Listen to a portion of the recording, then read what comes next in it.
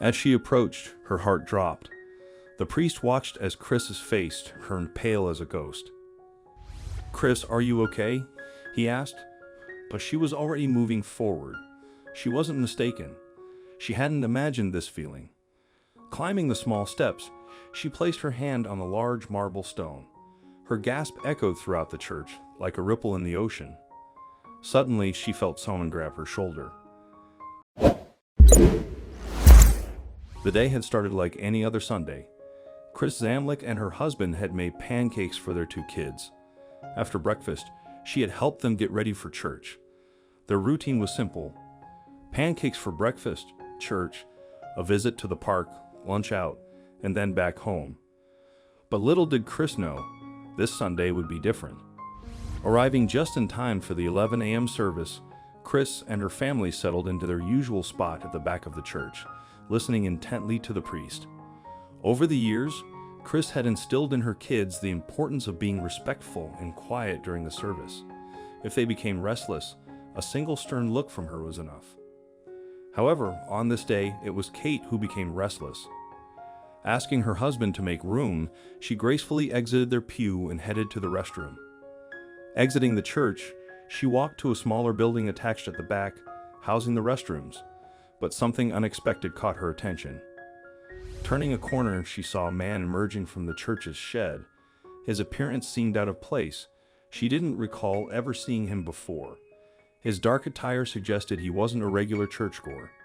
As he moved out of sight, she caught a brief glimpse of his face, causing her to turn pale. With cautious steps, she approached the shed, apprehensively opening its door. An odd odor met her, and as she scanned the dim interior, her worst fears were confirmed. In shock, she closed the door and rushed back to the church, forgetting her initial reason for leaving. Taking her seat, her mind raced.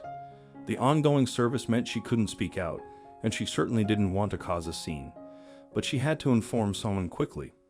As the sermon concluded and the congregation began to disperse, Chris asked her family to wait outside.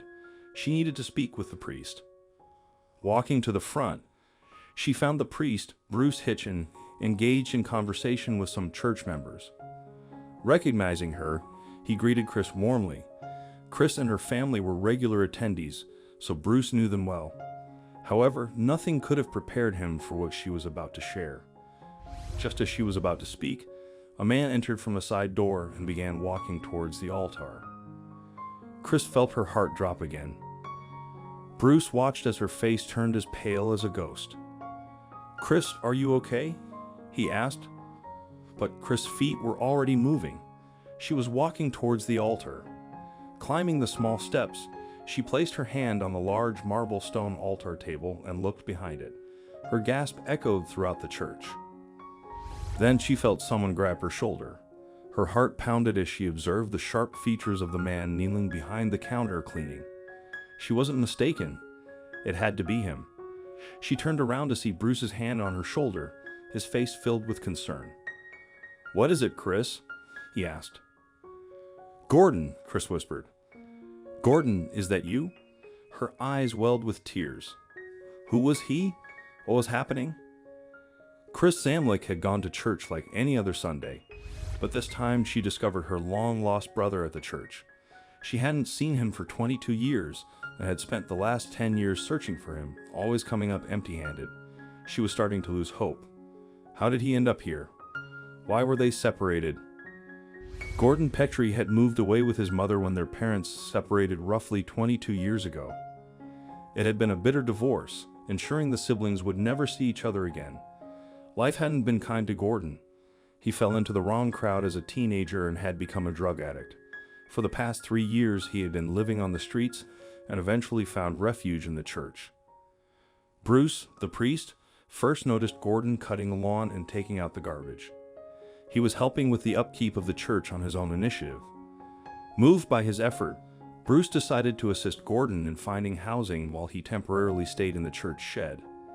Things have since changed. Bruce managed to secure temporary housing for Gordon, recognizing that the shed was too unsafe for habitation. They're still searching for a permanent home for him, but Gordon continues to work at the church and assist whenever he can. Chris was deeply moved by Bruce's kindness and remains hopeful about her brother's situation. She's considering ways to help him further. But for now, she finds comfort knowing he has a warm bed and a friend in Bruce.